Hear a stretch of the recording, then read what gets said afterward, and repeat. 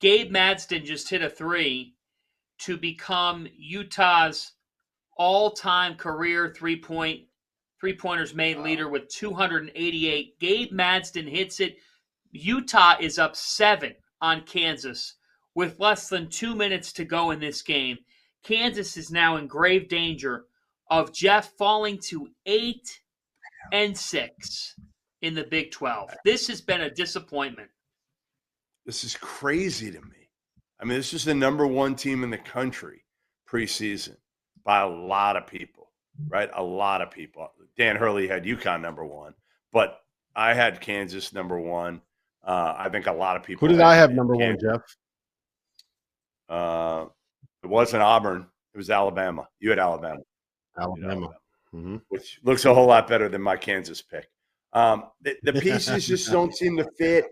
They just – I don't know what it is. I mean, again, we knew, like, trying to put Hunter, DeJuan Harris, and KJ out there together, and then if you try to even throw Flory in place of KJ, you still don't have good spacing. Like, we knew that was going to be the case, but I think I fooled myself into thinking, like, Zeke Mayo and Rylan Griffin. And I think we just thought, I know I did, that A.J. Storr would be a factor and would give him something that they sorely needed, which is a guy that could put the ball on the floor and make a play out the bounce and be a scorer. But he's given him very, very little, and Rylan Griffin hasn't been consistent either. Look, it's the issue is – yeah, the issue is just that the pieces just don't fit. It's very difficult to be able to put together a cohesive offense when you have a point guard that you can dare to shoot, a four-man that you can dare to shoot, and the guy that you want to play at the three that you spent the most money on when it comes to your transfer portal stuff is a guy that is like a shot-happy gunner in A.J. Storr. And I think the A.J. Storr recruitment was probably a bad evaluation, right? I don't think that the people at Wisconsin were necessarily that upset to see him not playing for him, seeing as they got John Tonji, who just imagine if John Tonji was on this Kansas team. I'm just saying, but it's the fit is just not there. They are a very, very, very good defensive team that doesn't have the right spacing, the right kind of threat that you need offensively to be able to make it work. And there have been times where it looks like they kind of put something together, getting Flory Badinga in there. But it kind of is what it is. So, man, I mean, it's Jeff. I just think it's when you look at the roster construction and you look at what they did in the portal, and it looked like in that moment that they crushed it, that they had done as good of a job as anybody, and that they had the perfect blend with the guys back. I mean, I will say, Jeff, like,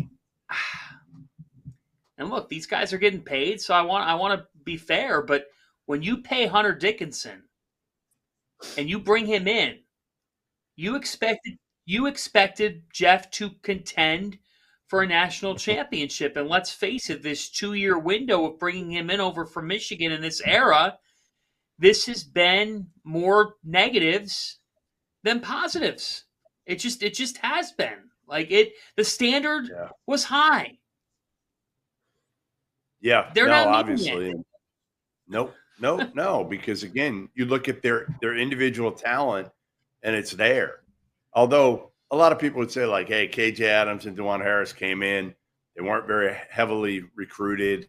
They've developed into good players, but how many pros does this Kansas team have? How many pros? How many lockfire pros does this Kansas team have? Do they have any? I mean, I'm not sure they have a single one. People would say Flory Badunga. Maybe. I mean, again, I like Flory a lot. I still want to see, like, how skilled he can become. He better come back for another year.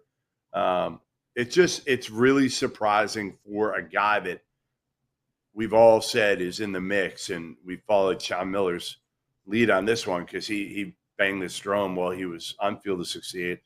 Bill Self being the best coach in college basketball. And you just figure he would be able to fix this and figure it out and get something out of A.J. Storr and get more consistency and figure out how the pieces fit together. And it looks like today, here's the problem. They've regressed. They've actually regressed. I don't look lose. I don't think losing at altitude at Utah is Oh, come on. necessarily Come on. rest, but Utah's because they 13 haven't and been great. 11. Like, They're 5-8 in the league. Come on. yeah, You're out of your they mind. choked. But it's but what are we talking about? Like, it's not like this is not Houston going and losing at Utah. Oh This boy, is Kansas. Dude, This is a Keith Kansas Van team Horn that, isn't walking through the door. which is fine. But Yeah, like, you lost at Kansas State a week ago. They lost at he's a 13-11 huge Kansas Smith State guy, a week Jeff. ago. You're shocked that a team would lose at 13-11 Utah, but it's a regression when you lose at 10-11 Kansas State? Like, this team is just not that good, Jeff. They're just not that good. Kansas State Like, was you the gotta hottest team in the country. it. Kansas State was the hottest well, team maybe in the Utah country. is now. Just wait. This is going to start. Utah's They're about to gonna go to win run? 6 in a row right here.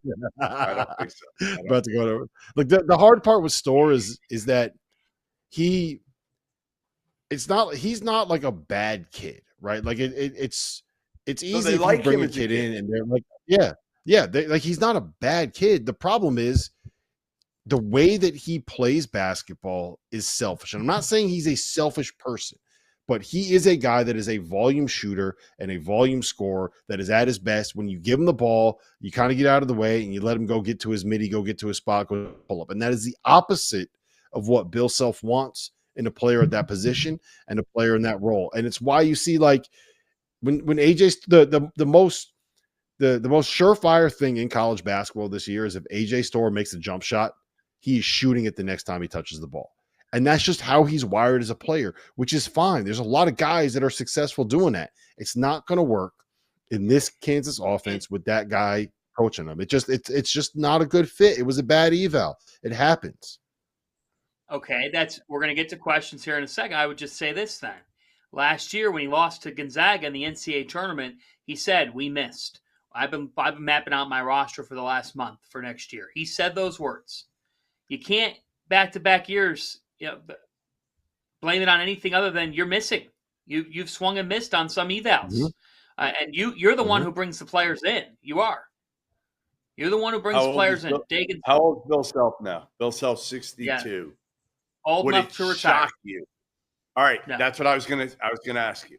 Would it shock you? Now, he can move down to Delray Beach, where he's got a place right now, and walk down Atlantic Ave. Yeah, I wouldn't be shocked. Let's put it this way. I would not be shocked if Bill Self says, "You know what? I'm good. 62. I got more money than And he's got the heart issue too. Yeah. We got questions.